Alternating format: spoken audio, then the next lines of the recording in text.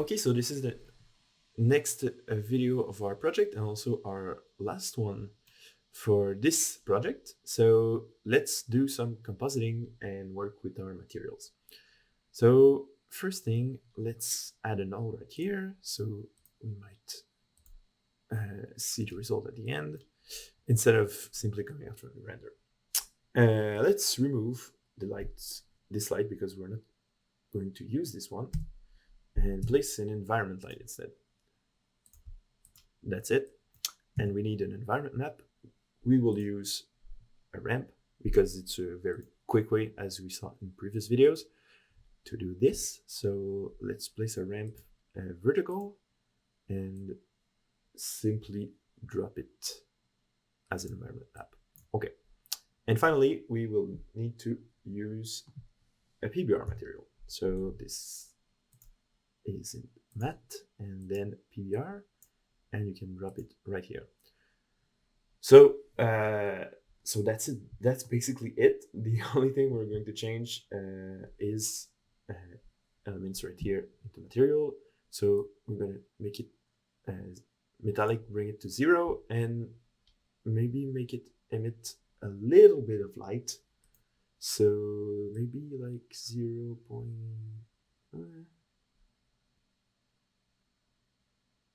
These values, I think, is kind of good. So this looks a lot like the sketch we've seen before, but we will also see a couple of other extra tricks to make it a better render. So one of the things we're going to use is an element here that we've been seeing before, which is SSAO top. So it's a screen space ambient occlusion. Basically, it's going to add some shadows on our elements based on, of course, on the light and of the elements right next to it. So as you can see, it's kind of weird when you use it, when you simply place it. We have to change a couple of values right here. So first, the resolution, we will use full resolution. Of course, SSAO takes a lot of performance, so you might need to change maybe the number of squares you have. But as you can see right now, you can see the shadows. It's still not great, but it's the resolution is better. We're going to change also the radius to 0.1, and our contrast, we're going to bring it down too. So let's go to something like this. Maybe, yeah, like this is good. I think it's better. And then we're going to change also our blur radius to some values a bit higher. So as you can see, this is with the SSAO and this is without. So it's not a huge change, but it still gives it kind of shaded look that we're looking for. We might play a bit with the contrast. Maybe it's a bit low. Like that might be better. So as you can see, this is with SSAO and without. Okay, maybe I brought it a bit high. Well, anyway, you could basically really play with it as much as you want. I will stick with these values because I think it's great. You can see there is some shadows on the elements, and it's really nice because you have this kind of shaded effect with simply this block. So this is screen space ambient occlusion. So I think you should definitely use it in some of your project. Of course, as I said, it takes a lot of performance, so it might not be useful every time. But for a very simple sketch like this one, where we don't want to use some fancy material and we just want to use, and it's also it's black and white, so maybe it's a nice way to add some more shadows. And shadows are a bit better than if you simply activated shadows in the light, where shadows are going to be very brutal for you on your element. If you use a simple light right here, and you activate shadows right here, you can use, of course, soft shadows, but it's really like one point light and shadows, whereas SSO is a bit more subtle, more calculation behind, of course, too. So, use it wisely. Finally, what we're going to do is add some depth of field.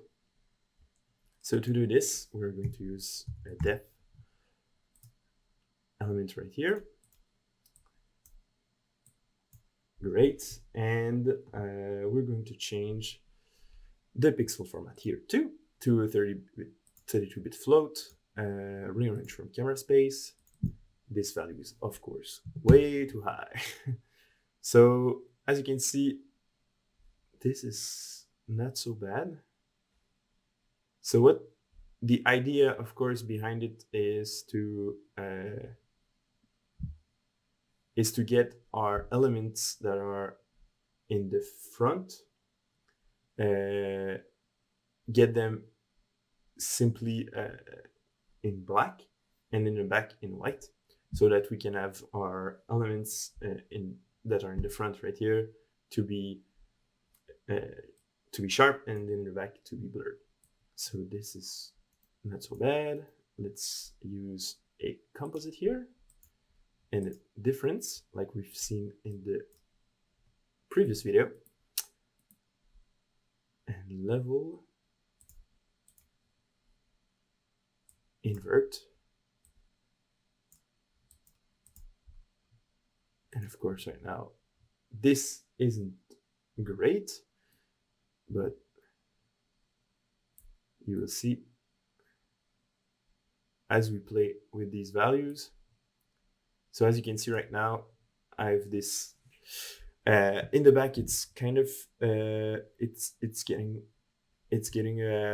it would be sharp in the back and not in the front. So let's play again with these values.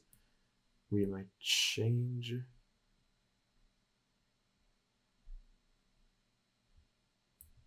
All right, and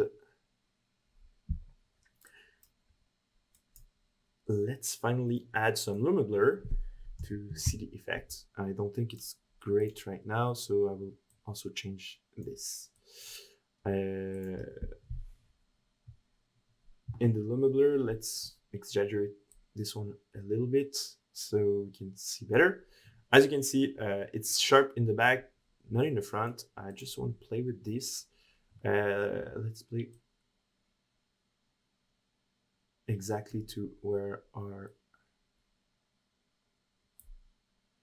we will use our gamma to select the layer that we want as sharp as possible. So this is good.